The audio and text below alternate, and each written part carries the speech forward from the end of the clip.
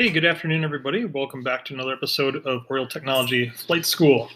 As we end the school year here, and for those of you that are using Google Classroom, I wanted to give you a sort of a walkthrough of how to close out Google Classroom for the year. Now, it may be sort of intuition to just delete the class or do something different with it, but Google Classroom has got your end of year tools already all figured out for you.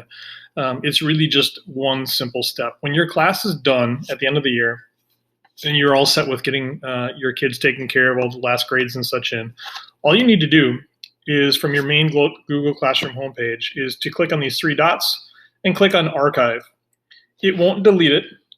Essentially what it is doing is it's filing it away. And once it's archived, then they will all live down here at the bottom when you click on Archive Classes. All my previous archive classes are here. There's no reason to delete it because you've got unlimited space with Google Drive and such.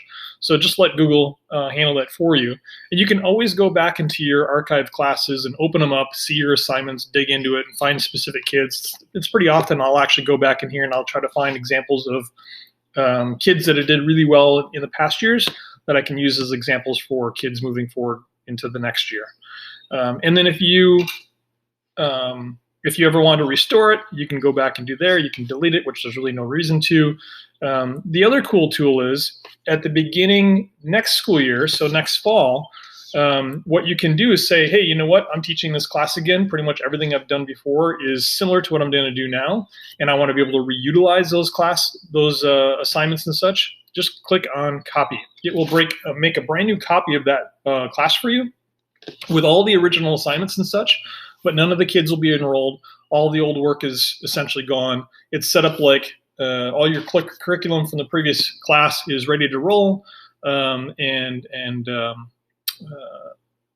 ready for you to deploy. So at the end of the year, archive. At the beginning of the year, find your old class, you're ready to go, and hit copy. You can still bring in new assignments and stuff at the beginning of that class then when you come back, and you're good to go there too. But archive and then copy is a good way to do it. One of the other things that popped up in Google Classroom I want to make sure that you know is all of your files for each class specifically live in Google Drive. So if I click on this folder here, it's going to go to that specific folder in Google Drive. Please make sure that you don't rename this file structure. So right now, underneath my drive, I've got a classroom folder, and it needs to be called Google Classroom. Don't ever rename it. Just leave it as it is. And then all of the individual classes are listed there. So if I ever want to go through and say, hey, how did my sixth graders, this group, go through and work in the portfolio? I can open that up, and here they all are named by those. I can then, sort them by last modified or whatever the case may be.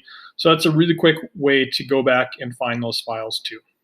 That's it. Happy end of the school year. If you have any questions, please let me know. Otherwise, take care.